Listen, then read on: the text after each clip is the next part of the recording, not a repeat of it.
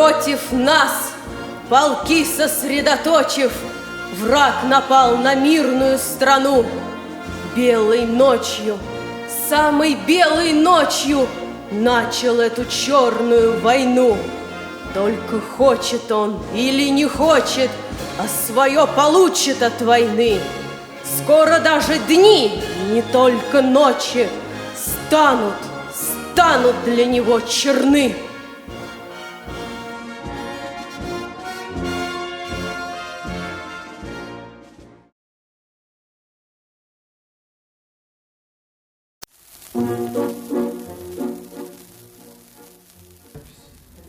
Жди меня, и я вернусь.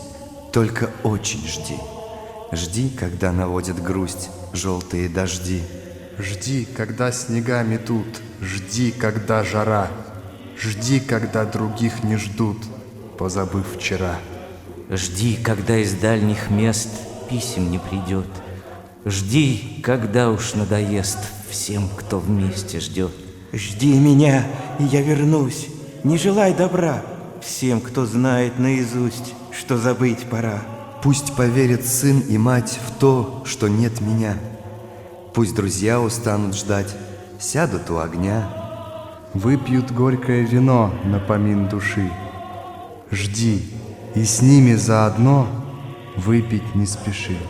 Жди меня, и я вернусь всем смертям назло. Кто не ждал меня, тот пусть скажет: повезло. Не понять, не ждавшим им, как среди огня, ожиданием своим ты спасла меня. Как я выжил, будем знать только мы с тобой. Просто ты умела ждать, как никто другой.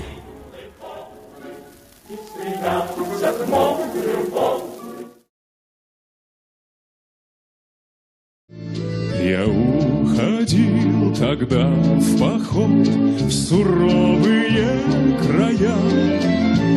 Рукой взмахнула у ворот моя любимая. Рукой взмахнула у ворот моя любимая. Второй стрелковый храбрый взвод, теперь моя семья. Привет, поклон тебе он шлет, моя любимая.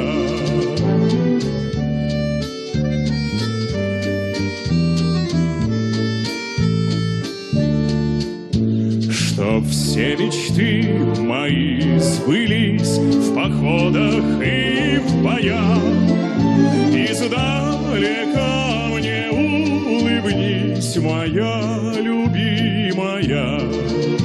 Издалека мне улыбнись, моя любимая.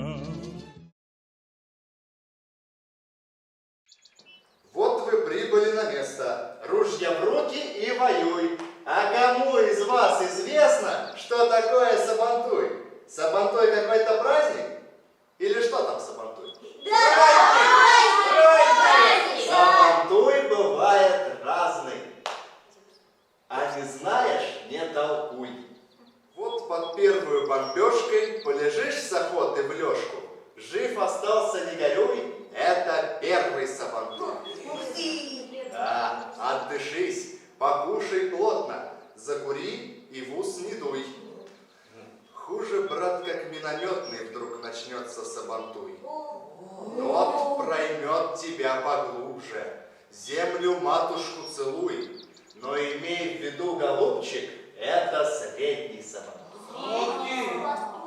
Сабантуй тебе наука, враг ликует, сам лютуй. Но совсем иная штука – это главный сабантуй. Главный?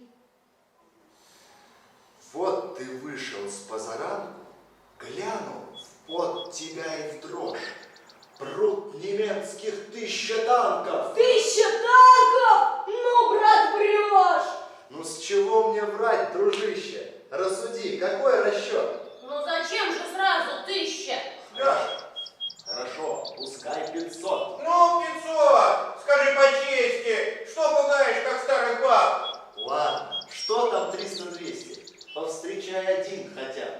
Что ж, в газетке лозунг точен. Не беги в кусты да в хлеб. Так он с виду грозен очень, а на деле глух и слеп.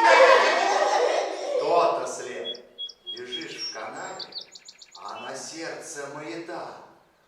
Вдруг, как сослепу расставит, ты ж не видишь ни черта.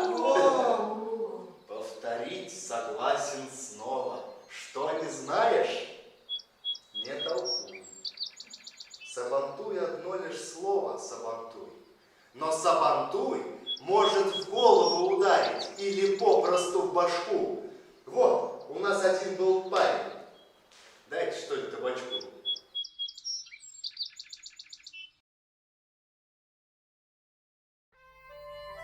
Давно его уже на свете нет, того русоволосого солдата. Письмо плутало 20 с лишним лет, и все-таки дошло до адресата. Размытые годами, как водой, от первой буквы до последней точки метались и подпрыгивали строчки перед глазами женщины седой.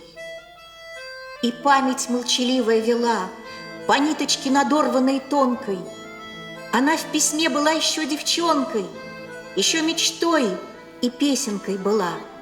Он все сейчас в душе разворотил, как будто тихий стон ее услышал. Муж закурил и осторожно вышел, и сын куда-то сразу заспешил. И вот она с письмом наедине. Еще в письме он шутит и смеется. Еще он жив, еще он на войне. Еще надежда есть, что он вернется.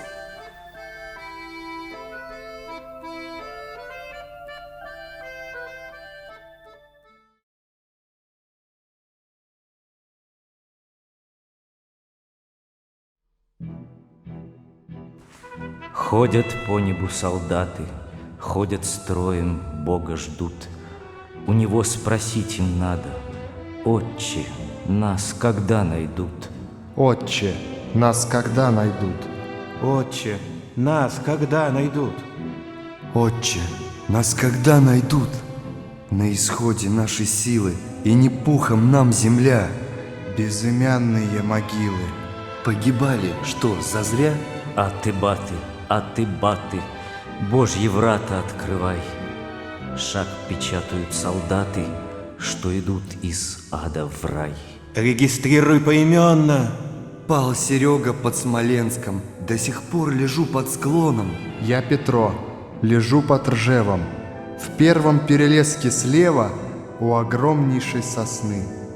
Пал под Ленинградом, Сева, сплю в болоте с той весны.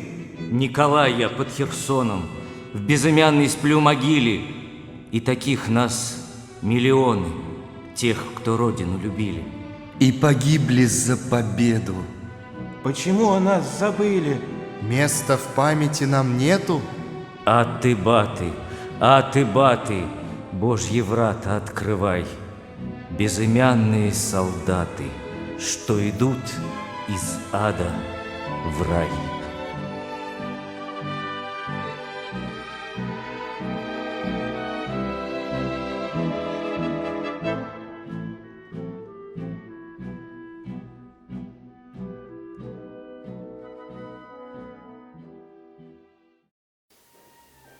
До сих пор не совсем понимаю, как же я, и худа, и мала, сквозь пожары к победному маю в кирзачах стопудовых прошла.